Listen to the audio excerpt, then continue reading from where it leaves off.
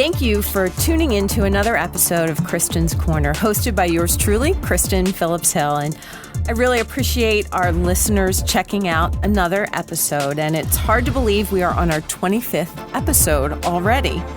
I think one of the things about this platform that I appreciate is the ability to walk through difficult issues and bring in individuals from all across the state on these matters. And with that, welcome to today's guest, Senator Lisa Baker from Luzerne County. Welcome to the program. Thank you, Kristen. I really appreciate the opportunity to join you, my first ever podcast. So I really am hoping that this conversation perhaps gives me some impetus to do podcasts in the future. So thank you. Absolutely. We laughed. I said, you mean people want to listen to me talk? And I said, I raised 3 kids. They tried not to listen to me talk. But apparently people tune in and listen. And I actually get great feedback after these podcasts. But in the aftermath of the 2020 election, we continue to receive reports and hear great frustration from folks about irregularities. It continues to be the top issue that I hear about from my constituents. And our podcast listeners will probably recall a more recent episode I recorded around Thanksgiving with Representative Eric Nelson.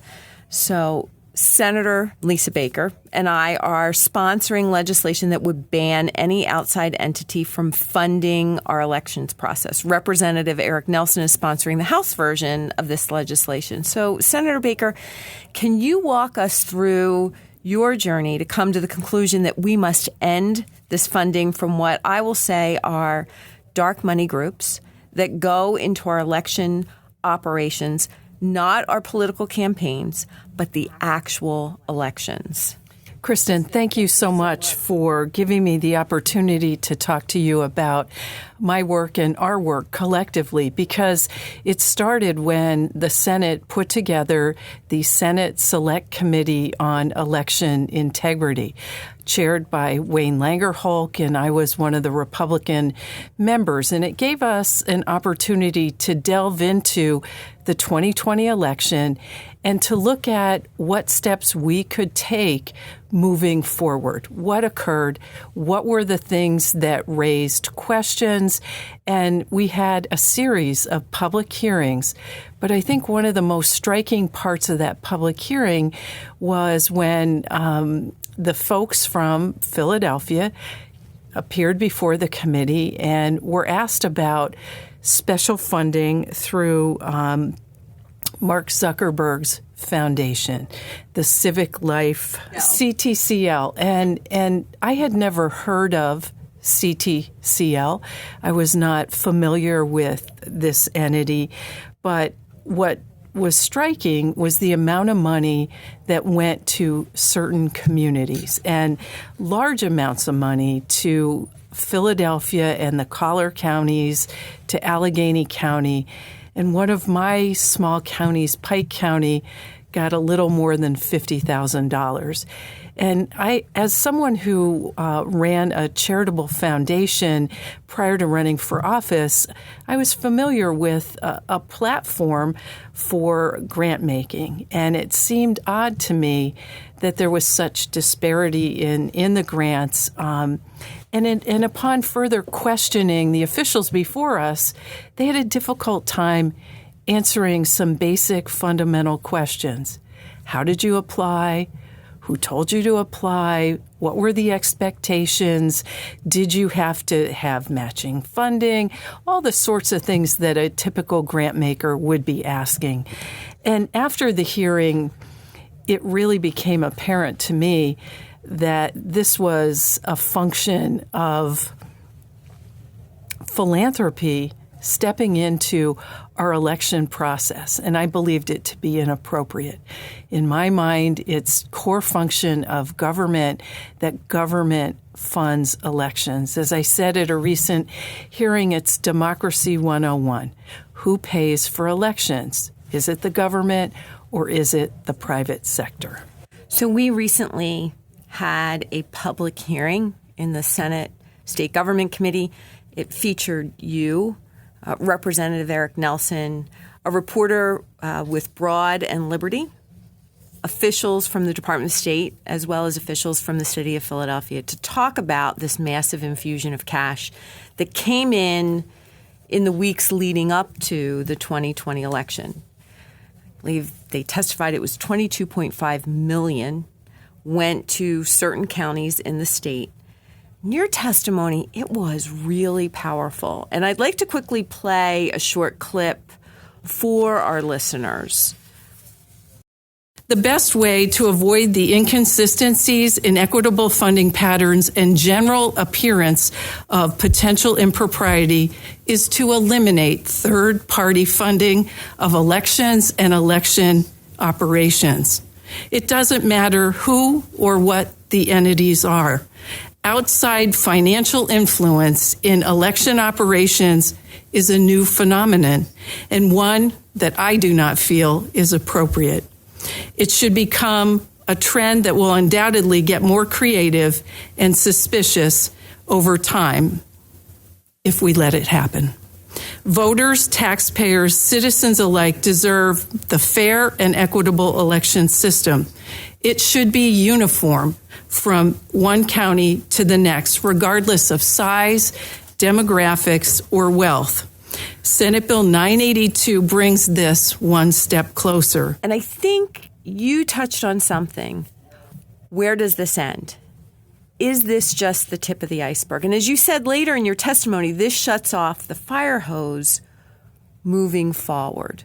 I think as we've delved into this, and I've looked at the Center for Civic Life and reviewed their 990. And what was troubling to me is that their contributors' names are redacted.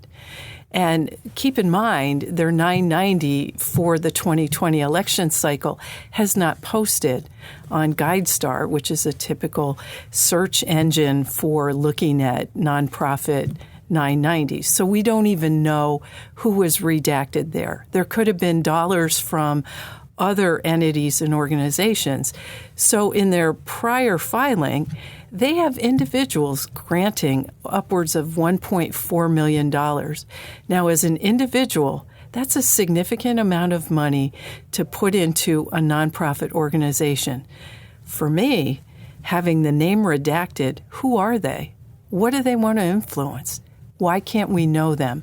And as we look at moving forward, you're right, the hose is here. If this continues, it doesn't matter what organization it is, because if you can redact these names, you can redact in the future.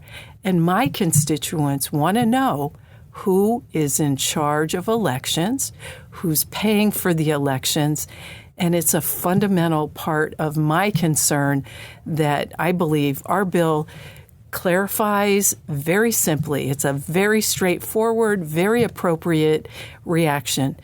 No private foundation money. Simply the government should do this. And when you're doing things in secret, my constituents will look at that, and I'm sure yours are saying, what's the point? What do you get for this? Why are you involved? What's your role?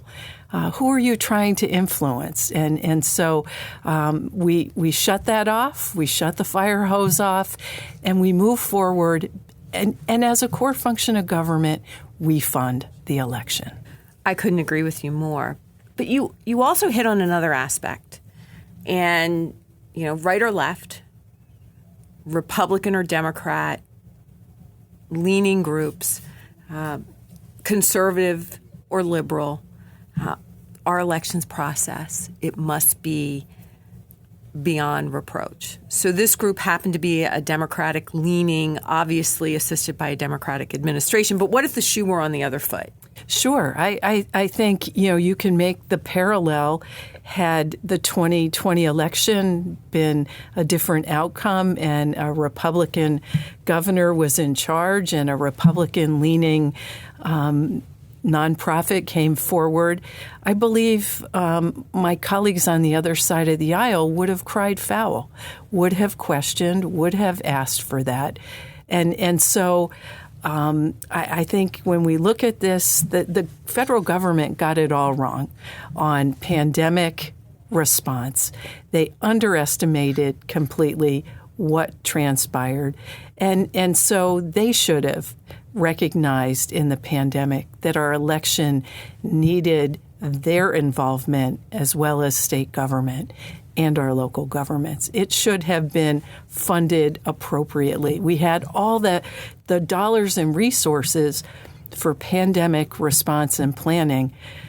This is a core function of government that they knew needed to take place, and they didn't honor that obligation. And so I don't want the federal government running elections, but in this particular case, the funding during a pandemic would have made the difference, and it would not have been necessary for philanthropy to step forward.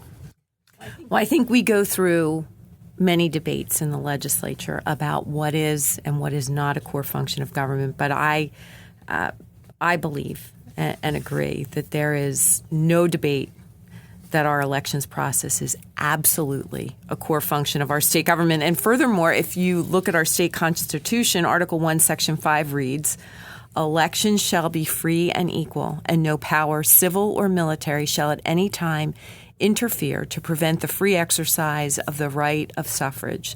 So you look at this outside funding that was largely bankrolled by Facebook founder and CEO Mark Zuckerberg and his wife Priscilla Chan, and you have to wonder, how is it equal when this outside group goes into Philadelphia and pays, when you break it down, more than $8 per voter, yet 46 other counties did not receive a dime from the group. And what is even more concerning is that email records show that this administration was actively soliciting specific counties to apply before other counties were even notified. And one county even said that they didn't want to take the money because they did not know who the donors to the organization were. And I have to give credit to the people in Bucks County in that regard.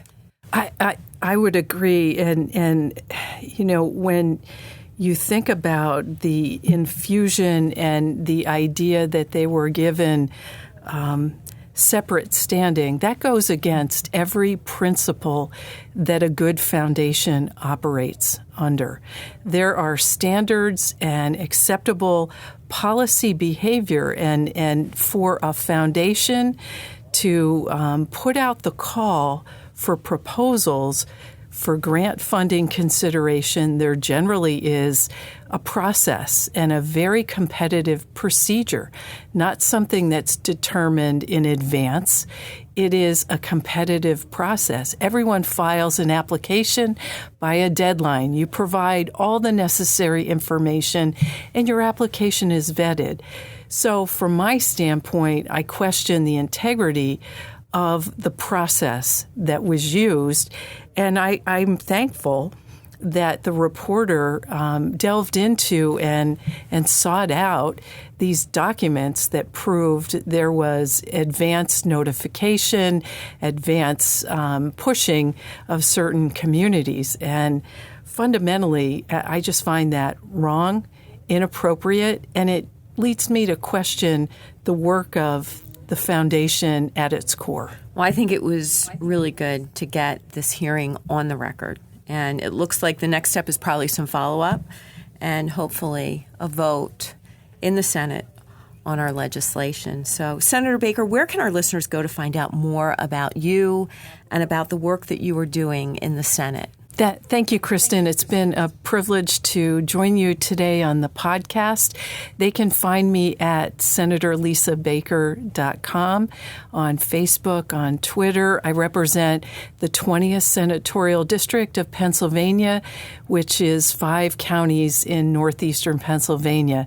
And so while our districts are, you're at the base going into Maryland, I cover a territory that goes into New York and New Jersey. We all fundamentally have the same constituents who are asking and wanting election integrity. And so I'm pleased to be joined with you as a partner to solve what I believe is a bipartisan problem, and we should solve it in a bipartisan way. So well stated. Thank you again. Really appreciate you coming on the podcast today. And this is Senator Kristen Phillips-Hill. Today's guest was Senator Lisa Baker, chair of the Senate Judiciary Committee and co-prime sponsor of Senate Bill 982. And for more information on today's program, please visit senatorkristen.com. Thanks again for listening, and we'll talk to you again soon.